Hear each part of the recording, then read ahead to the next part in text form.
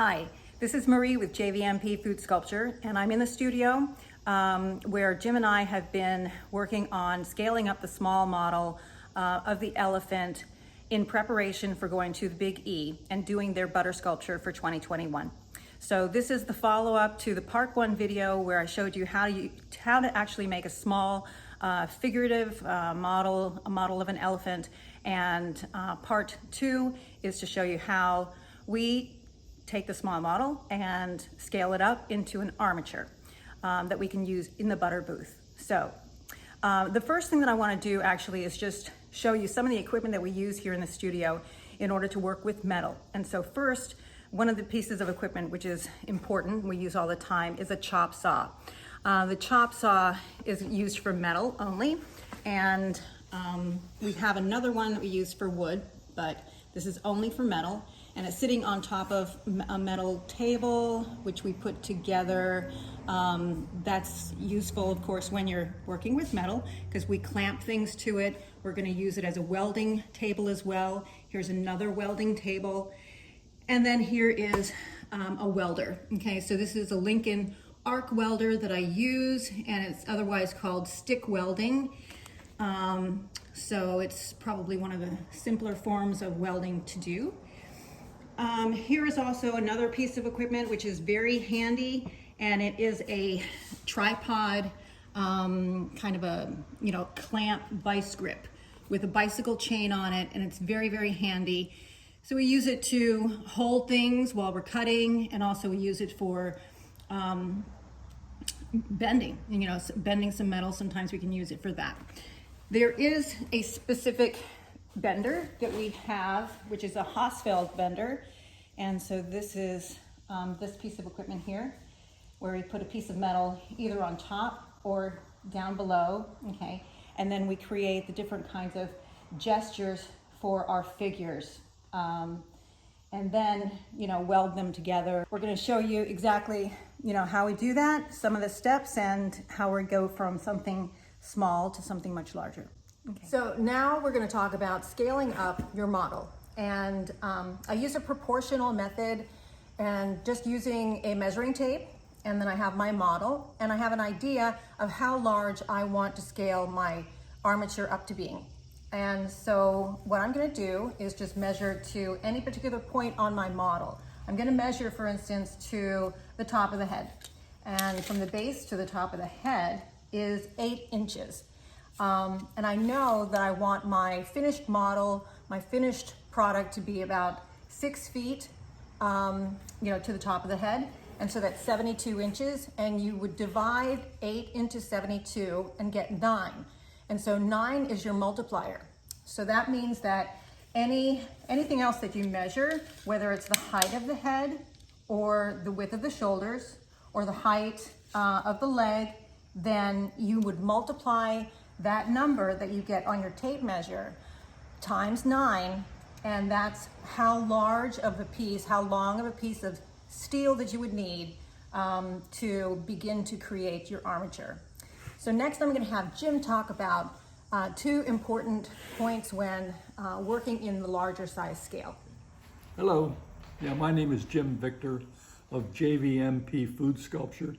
Today I want to give you a couple of tips on scaling up an armature to make a butter sculpture, and to a large scale here. So first one is you want to make sure that it's strong, that your armature is strong. So when you're making structure, you want to use heavy materials like a 1/2 inch pipe. If you're doing something that's big, like this piece back here, this elephant we're doing, use 1/2 inch pipe for the main structure, and then you can go to much lighter stuff afterwards, to pencil rod, which is the lightest material.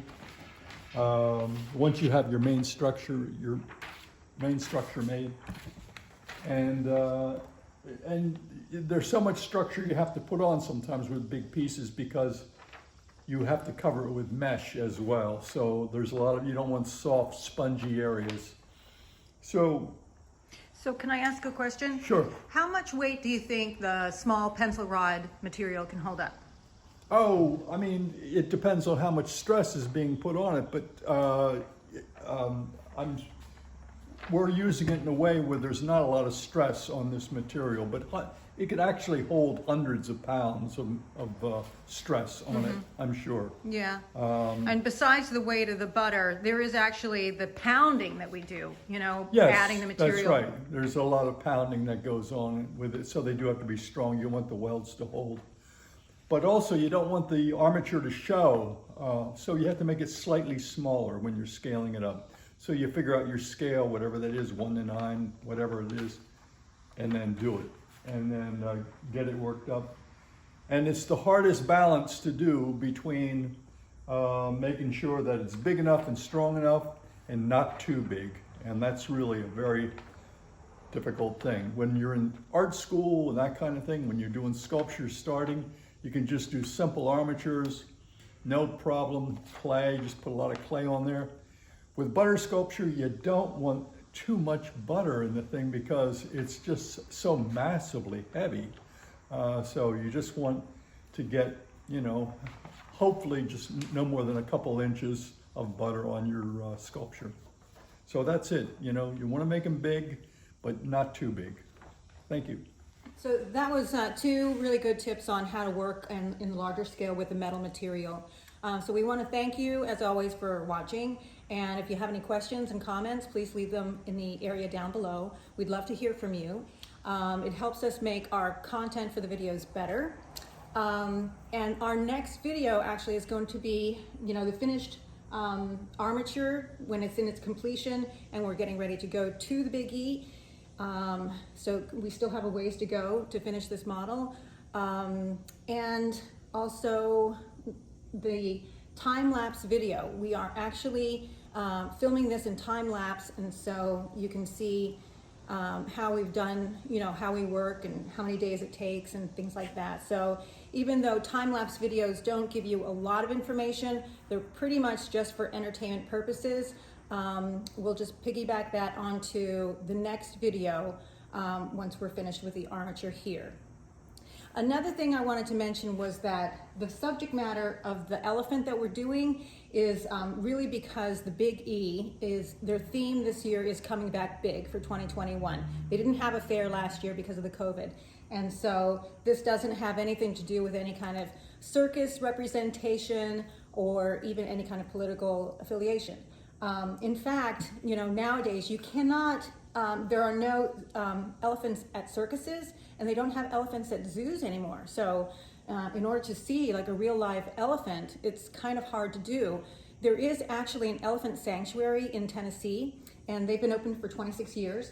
And it's a wonderful facility. You can find their website. It's elephants.com, and check them out. And so you can even visit their facility, but you cannot interact directly with the elephants. You can only view the elephants via a website camera. And so, but you can talk to the staff and then check out what their research is and how they're taking care of all of these elephants in their 2,200 acre farm. And so they're, you know, it's a really good cause. You can check it out and even donate, you know, to the research and to what they're doing down there. So thank you once again for watching, and we'll see you in the next video.